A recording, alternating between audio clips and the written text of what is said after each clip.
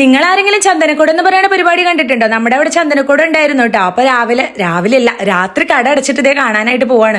ചെന്നിറങ്ങിയത് ഇതേ ഈ ഐസ്ക്രീം വണ്ടിയുടെ ഫ്രണ്ടിലാണ് ഗൈസ്. പാറമോള് പിന്നെ വെറുതെ നിൽക്കോ, ഐസ്ക്രീം അപ്പം തന്നെ വേണം. ഞാൻ പറഞ്ഞു തിരിച്ചു വരുമ്പോൾ മാത്രം മേടിച്ചാൽ മതി, അല്ലെങ്കിൽ പിന്നെ ഡ്രസ്സിലൊക്കെ ആക്കിയിട്ട് എനിക്ക് ഇരട്ടി പണിയാവും കേട്ടോ.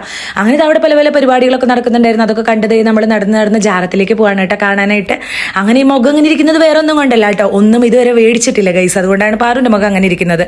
സമയം രാത്രി 11:51. അമ്മയുണ്ട് കേട്ടോ നമ്മുടെ കൂടെ. അങ്ങനെ നമ്മളെല്ലാവരും കൂടി കണ്ട് കാഴ്ചകളൊക്കെ കണ്ട് ഇങ്ങനെ നടന്നു പോവാണ് കേട്ടോ. പല പല കാഴ്ചകളുണ്ട്. അതിൻ്റെ ഇടയിൽ പാറുമോളെ എടുക്കണം. അങ്ങനെ കുറച്ച് നേരം എൻ്റെ തോളിലൊക്കെ കയറിയിട്ടാ.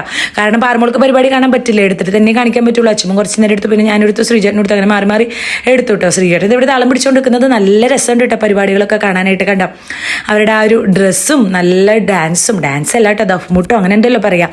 അതൊക്കെ കഴിഞ്ഞ് വന്നപ്പോൾ നമ്മൾ ഈ ക്രീം കേക്ക് അല്ല കേട്ടോ, അതിൻ്റെ പേര് ഞാൻ മറന്നുപോയി. ചെറിയൊരു ഡബ്ബയിൽ നല്ല ടേസ്റ്റ് ഉണ്ടായിരുന്നു, ഒരു ചോക്ലേറ്റ് ഒക്കെ ആയിട്ട്. ആ ഒരു സംഭവം നമ്മൾ വാങ്ങിച്ചു കേട്ടോ. 50 രൂപയാണ് അതിൻ്റെ റേറ്റ്. അങ്ങനെ അത് ഒരെണ്ണം വാങ്ങിച്ച് നമ്മൾ കഴിച്ചു. അമ്മയ്ക്ക് വേണ്ട മധുരം എന്ന് പറഞ്ഞു കേട്ടോ. അങ്ങനെ ഞങ്ങളെല്ലാവരും ഓരോ ടീസ്പൂൺ കഴിച്ച് പിന്നെ പാറുമോള് തന്നെ കഴിച്ചു കേട്ടോ. പിന്നെ അവിടെയൊക്കെ കാഴ്ചകളൊക്കെ കണ്ട് നടന്നപ്പോഴാണ് കളിപ്പാട്ടം വേണം അമ്മയെന്ന് പറഞ്ഞത്. ഞാൻ പറഞ്ഞു പൂരത്തിനല്ലേ പാറുമോളെ മേടിച്ച്, ഇനി എന്തിനാ കളിപ്പാട്ടം എന്ന് പറഞ്ഞപ്പോൾ എനിക്ക് എന്തെങ്കിലും ഒരെണ്ണം വേണം അമ്മയെന്ന് പറഞ്ഞിട്ട് അവസാനം ഒരു മൊബൈലൊക്കെ അങ്ങോട്ട് മേടിച്ചു കേട്ടോ. അങ്ങനെ അതേ കണ്ട് കഴിഞ്ഞ് നമ്മൾ തിരിച്ചു പോകാറാകുമ്പോഴാണ് ശ്രീജേട്ടൻ്റെ കൂടെ പഠിച്ചതാണ് കേട്ടോ. അവരൊക്കെ കണ്ട് നമ്മൾ വർത്താനം പറഞ്ഞു. ഇതിലുള്ള മക്കൾ നമ്മളെ കാണാൻ വരാറൊക്കെ ഉണ്ട് കേട്ടോ, നമ്മുടെ സബ്സ്ക്രൈബേഴ്സ് ഒക്കെയാണ്. അപ്പോൾ അവരോടൊക്കെ വർത്തമാനം പറഞ്ഞു, ഒരുപാട് സന്തോഷം. അങ്ങനെ അവസാനം ഐസ്ക്രീം മേടിച്ചു. ഐസ്ക്രീമും അമ്മയ്ക്ക് വേണ്ട ചുമയാന്ന് പറഞ്ഞു. അതുകൊണ്ട് അമ്മ ഐസ്ക്രീം കഴിച്ചില്ല. ഞങ്ങളിത് ഐസ്ക്രീമൊക്കെ കഴിച്ച് പിന്നെ അങ്ങോട്ട് വീട്ടിലേക്ക് വരാമെന്ന് വിചാരിച്ച് നടക്കുകയാണ് കേട്ടോ. ശ്രീജേട്ടന് വന്നിട്ട് വേണം ഭക്ഷണം കഴിക്കാൻ, വിശന്നിട്ട് വയ്യാന്നും പറയുന്നുണ്ട്.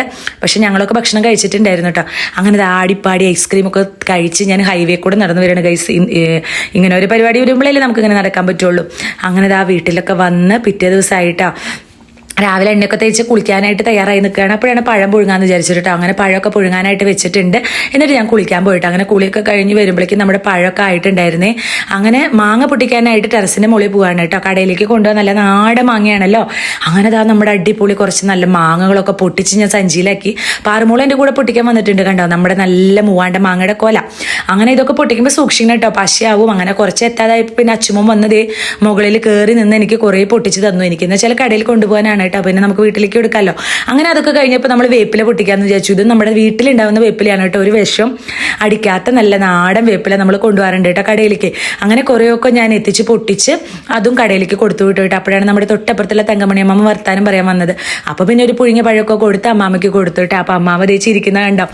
അമ്മാമ്മ അവിടെ ഇരുന്ന് ബോറടിച്ചപ്പോൾ ഇങ്ങോട്ട് ഇറങ്ങിയതാണ് കേട്ടോ. പക്ഷെ അമ്മാമ്മ കുറച്ച് നേരം കഴിയുമ്പോൾ പറഞ്ഞതൊക്കെ മറന്നു പോകും. എങ്കിൽ ഈ ചിരി കണ്ട സൂപ്പർ അല്ലേ.